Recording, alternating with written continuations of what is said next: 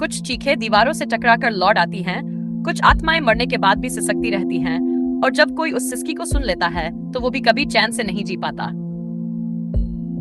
आप सुन रहे हैं सुनील श्रीवास्तव डरावनी हवेली हिंदी स्टोरी, जहां हर दहशत एक सच्चाई पर बनी है।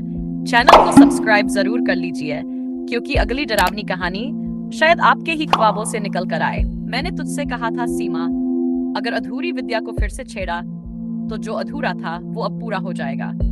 मैंने कुछ नहीं किया। तुम मुझसे क्यों कह रहे हो ये सब? मैंने सिर्फ एक सपना देखा था।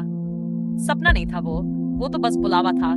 अब चल, खंडहर की हवेली तेरी इंतजार कर रही है।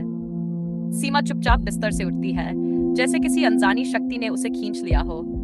जहां आत्माएं मारी गई थी वहीं से उन्हें मुक्ति भी मिलती है, या फिर कोई और उनके जैसा बन जाता है। कौन हो तुम? क्यों मेरे पीछे पड़े हो? मैं थी वो जिसे ठाकुर ने जिंदा जलाया था। मैं थी वो जो हर रात उस हवेली की दीवारों से टकरा टकरा के मर गई। और अब तू है मेरी शक्ति। हवेली के टूटे दरवाजे अपने आप खुलते हैं। अंदर सन्नाटा, लेकिन हर कोने से कोई सांस ले रहा हो ऐसा महसूस होता है। ये वही कमरा है जहां मेरी चीखों को दबाया गया था, वही संदूक है जिसमें मेरी डायरी है, और ये राख मेरी पहचान। सीमा कांपते हुए संदूक को खोलती है, एक साड़ी का जला हुआ टुकड़ा और डायरी।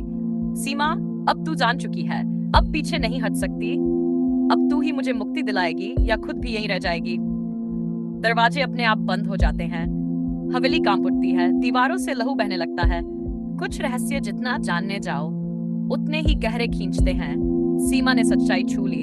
अब वो कभी पहले जैसी नहीं रहेगी, और वो हवेली अब हर रात उसे पुकारती है, क्योंकि आत्माएं जब किसी को अपना मान लेती है तो उसे कभी जाने नहीं देती।